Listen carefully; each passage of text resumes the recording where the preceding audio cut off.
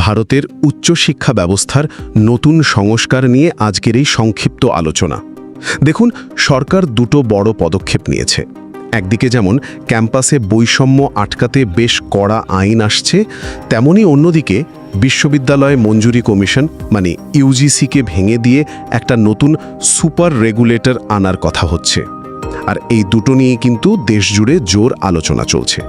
তো প্রথম বিষয়টা হলো এই নতুন বৈষম্য বিরোধী আইন। ব্যাপারটা কি? এখন থেকে ক্যাম্পাসে কোনো বৈষম্যের অভিযোগ উঠলে মাত্র 15 দিনের মধ্যে তার তদন্ত শেষ করতে হবে। এর জন্য আবার ইকুইটি স্কোয়াড বলে একটা টিমও তৈরি করা হচ্ছে। কিন্তু আসল বিতর্কটা হচ্ছে অন্য জায়গায়। এই আইনে কিন্তু শুধু তপশিলি জাতি, উপজাতি আর ওবিসি ছাত্রছাত্রীদের সুরক্ষার কথাই বলা হয়েছে। আর এর বিরুদ্ধেই সুপ্রিম কোর্টে মামলা হয়েছে। বলা হচ্ছে এটা নাকি একরকম বিপরীত বৈষম্য। আচ্ছা, এবার আসি দ্বিতীয় পরিবর্তনে, যেটা সম্ভবত সবচেয়ে বড়। ইউজিসিকে কিন্তু তুলে দেওয়া হচ্ছে। একটা নতুন বিল আসছে, নাম বিকশিত ভারত শিক্ষা অধিষ্ঠান বা VBSA। এটা পাশ হলেই ইউজিসির মতো সংস্থাগুলো আর থাকবে না। তার জায়গায় আসবে একটাই শক্তিশালী সংস্থা। সরকার বলছে তাদের নীতি হবে হালকা কিন্তু কড়া। মানেটা কি?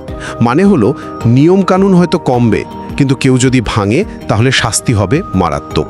এমনকি প্রতিষ্ঠান পর্যন্ত বন্ধ করে দেওয়া হতে পারে। আর সবশেষে যে প্রশ্নটা সবচেয়ে বড় হয়ে উঠছে সেটা হলো টাকা আর ক্ষমতা নিয়ে। নতুন ব্যবস্থায় বিশ্ববিদ্যালয়গুলোকে অনুদান আসবে একেবারে সরাসরি শিক্ষা মন্ত্রণালয় থেকে। সমালোচকরা আশঙ্কা করছেন এর ফলে বিশ্ববিদ্যালয়গুলোর আর্থিক স্বাধীনতা হয়তো পুরোটাই চলে যাবে আর রাজনৈতিক হস্তক্ষেপ বাড়বে।